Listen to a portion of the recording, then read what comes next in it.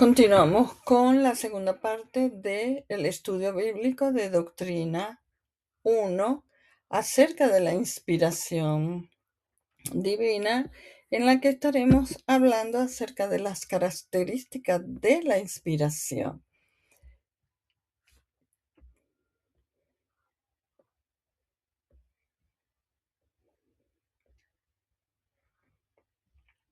En donde señala que es divina y no simplemente humana.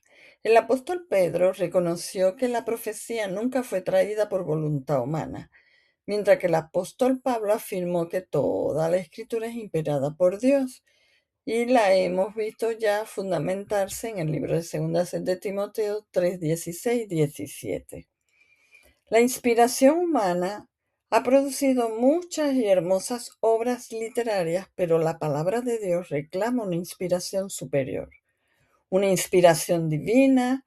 El apóstol Pedro vemos que declara que esta profecía fue traída por voluntad humana, sino que los santos hombres de Dios hablaron siendo inspirados por el Espíritu Santo.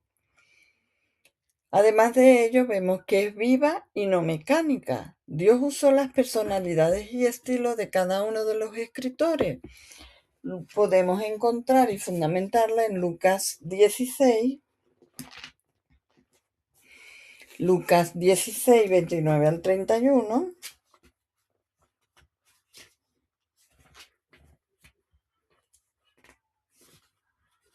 Vamos a buscarla para que la podamos confrontar con la palabra. Lucas 16,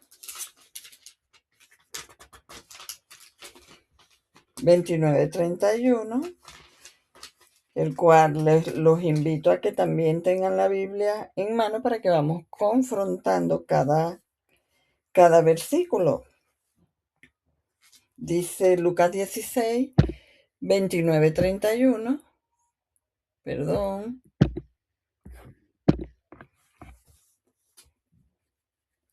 Y Abraham le dijo a Moisés y a los profetas que tienen, óiganlos. Él entonces dijo, no, padre Abraham, pero si alguno fuera a ellos de entre los muertos, se arrepentirán. Mas Abraham le dijo, si no oyen a Moisés y a los profetas, tampoco se persuadirán, aunque algunos se levantarán de los muertos. Además de ello, no es solamente humana y mecánica, sino que también es conceptual, ya que Dios inspiró los conceptos en la mente de los escritores bíblicos. Algunas personas dicen que Dios inspiró los conceptos en la mente de los escritores bíblicos y los dejó en la libertad de escoger y usar la palabra que ellos creyeran conveniente. Pero el énfasis que hacen los apóstoles, Pablo en 1 Corintios 2:13 y Pedro en 2 de Pedro 1:21, dicen a las claras que Dios los guió a escoger las palabras exactas que él quería que usaran con el propósito de comunicar fielmente ese mensaje divino. Es plenaria porque Dios nos da un espíritu por medida. Juan 3:34 lo especifica.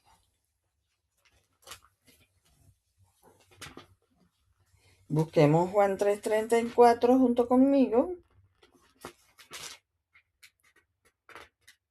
que dice, porque el que Dios envió, la palabra de Dios habla, pues Dios no nos da espíritu por medida. Ahí está la confirmación. Con esto se establece que toda la Sagrada Escritura poseen la misma inspiración. Ningún libro bíblico ni porción bíblica es más inspirado que otro, sino que la misma Biblia aporta los siguientes argumentos. Dios no da su espíritu por medida, no da su espíritu por medida. Todos hablaron siendo inspirados por el Espíritu Santo, según lo fundamenta el libro de Segunda de Pedro 1:21. Pablo enfatizó en 2 Timoteo 3:16 que toda la escritura es inspirada por Dios. Siendo así que el Señor Jesucristo endosó el Antiguo Testamento y no mencionó que alguno de sus libros fuese más inspirado que otros. Finalmente, es única, porque fue dada únicamente a los escritores bíblicos a fin de escribir el rollo, vale decir, Biblia.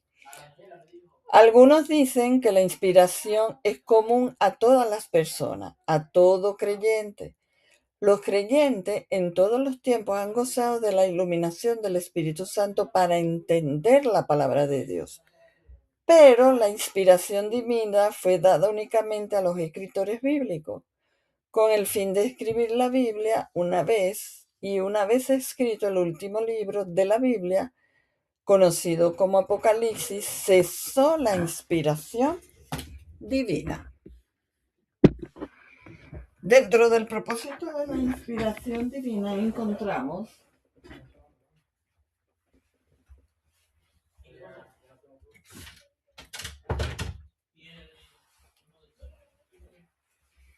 primero, dar a la humanidad en forma escrita la auténtica palabra de Dios. Y número 2, que la palabra escrita gozara de la autoridad divina. Añadiría a este propósito que ha sido revelada por Dios para fomentar la fe, edificar y guiar, para así cumplir el plan de Dios y transformar la vida. Dentro de las pruebas de la inspiración divina encontramos internas y externas. Dentro de las internas afirman ser inspiradas por Dios. Los apóstoles proclamaron la inspiración de la Biblia. En el Antiguo Testamento también se reclama inspiración divina. La frase "y dijo Dios" o su equivalente aparece más de 2000 veces en el Antiguo Testamento como una señal contundente de que los profetas hablaron bajo inspiración divina. El mismo Señor Jesucristo también endosó el Antiguo Testamento y lo citó, vivió conforme a sus enseñanzas y declaró que ni una tilde de la ley sería abrogada. Es también su unidad de pensamiento, toda ella apunta al plan redentor de Dios en la persona de su Hijo Jesucristo. Es unidad en pensamiento, porque a pesar del tiempo, 1600 años aproximadamente, y de la cantidad de escritores que intervinieron en la formación de la Santa Biblia, aproximadamente 40 culturas entre reyes, estadísticas, sacerdotes, médicos, agricultores, pescadores, nunca conocieron ni leyeron los libros o cartas escritas por los otros. Sin embargo, la Biblia posee una maravillosa unidad de pensamiento porque toda ella apunta al plan redentor de Dios en la persona de su amado Jesucristo.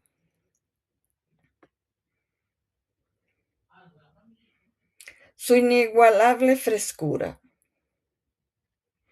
Muchos libros no aguantan dos leídas, la mayoría de ellos nunca son leídos en su totalidad, pero la Biblia es el manantial del agua fresca y saludable donde la mayoría de los seres humanos de todos los tiempos han acudido a nutrirse y a refrescar su sed. Es por ello que la Biblia es el libro de la humanidad. Millones de millones lo han leído durante toda su vida y la han encontrado siempre fresca, nueva, de maravillosa actualidad. La Biblia se ha ganado el título de el libro siempre nuevo. Sus muchas profecías cumplidas hacen que estadísticamente señalen que para el que el futuro llegue a suceder con precisión, predice hechos, sino que también señala personas que habrían de existir en tiempos postreros y se han cumplido con exactitud. Dentro de las pruebas externas encontramos que es de su extraordinaria circulación. La Biblia es el libro más traducido y más leído por toda la raza humana. Su milagrosa preservación ha hecho que permanezca intacta a pesar de las muchas persecuciones a través de los siglos. Alguien dijo que la Biblia es el yunque donde se han roto muchos martillos. Lo podemos confrontar con el Salmo 119, 105, que dice: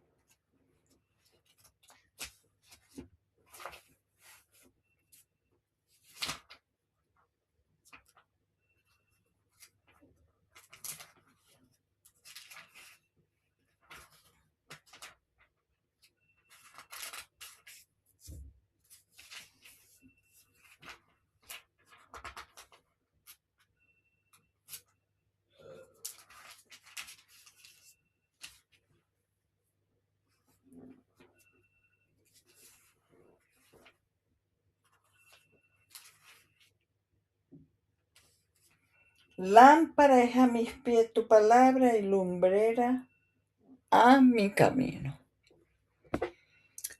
Su influencia benefactora sobre los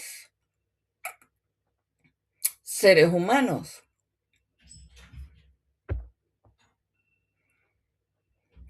porque realza el valor de la vida humana, porque ha transformado a millones de personas, porque ha transformado muchas naciones, la han preservado del mal y las ha guiado por la senda de la luz.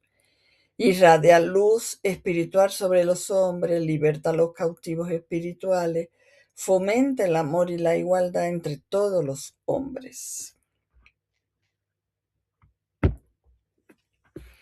Ahora pasemos a conocer y a entender por qué la Biblia es inviolable. Es inviolable porque se fundamenta en su origen divino, asegurándose que es una guía confiable y libre de errores para la vida del creyente con Jesús. Y él mismo la valida en una verdad inalterable. La Biblia, como palabra de Dios, está formada por 66 libros, los cuales reciben el nombre de libros canónicos, que son los textos sagrados de inspiración divina, convirtiéndose en la regla infalible de fe y conducta. La palabra infalible significa algo que no puede fallar. Entonces, podemos decir que estos libros canónicos son reconocidos como verdaderamente inspirados, en donde el libro de Génesis abre la inspiración divina y el libro de Apocalipsis cierra la inspiración divina. El último, siendo el último en ser escrito. En lo que respecta al plan de salvación, en el libro de Apocalipsis se cierra la revelación divina y Dios establece sentencia de juicio a cualquiera que le quite o le añada algo a la Biblia. Debemos entender que la palabra canon significa metafóricamente como una regla de verdad, diferenciándola en las escrituras inspiradas de escritos humanos o no inspirados. Entonces, el canon bíblico, en su lista de libros, lo aceptan como la revelación divina y las reglas supremas para su vida en un proceso histórico de discernimiento de textos inspirados a lo largo de los siglos. Entonces, allí podemos entender, ¿verdad?, que la Biblia se convierte en esa regla infalible de fe y conducta, como los mencionamos en la clase anterior. Ahora, ¿por qué es importante entender estos libros apócrifos? Los libros apócrifos son calificados como libros no canónicos, que no formaron parte de la Biblia, ya que no llenaron los requisitos por el canon. Y estos libros no canónicos son ocultos o secretos, no inspirados, son libros que se asemejan a las escrituras, pero no están incluidas en el canon bíblico aceptado por la mayoría de las iglesias, siendo considerados no inspirados o de autenticidad dudosa. Vale decir que estos libros no llenaron los requisitos establecidos por ese canon que se reunió para ser calificados si verdaderamente fueron inspirados o no fueron inspirados por Dios. Entonces son clasificados no canónicos o de segunda inspiración y no fueron incluidos en la Biblia. Podemos describir que la Biblia católica contiene algunos de estos libros apócrifos como son Tobías, Judith, Sabiduría, Eclesiástico, Baruch, 1 y 2, Maquiaveo, un apéndice de Esther y otro al libro de Daniel. Estos libros no fueron escritos en hebreo o arameo, como los demás libros del Antiguo Testamento, sino en griego. Nunca fueron citados en el Nuevo Testamento ni por el Señor Jesucristo ni por los apóstoles. Historiadores confiables señalan, como Fabio Josefo, en su lista de libros aceptados por los judíos, que no colocan estos libros apócrifos, por lo que estos libros recomiendan impiedad. Señalan un ángel mentiroso en Tobías 5:2, el suicidio en segundo de Macabeo 14:42, la brujería en Tobías en 5:16, y que por estos motivos, aunque valoramos su riqueza literaria, no aceptamos los libros apócrifos como inspirados por Dios. ¿Por qué? Porque sabemos que Dios aborrece la idolatría y Tobías admite la brujería, porque Dios prohíbe el suicidio, ya que Él dice en su palabra que es el dador de la vida, Él la da, la quita, y segunda de Maquiaveo aprueba el suicidio. Y también Dios aborrece la mentira y vemos como en el libro de Tobías refleja un ángel mentiroso.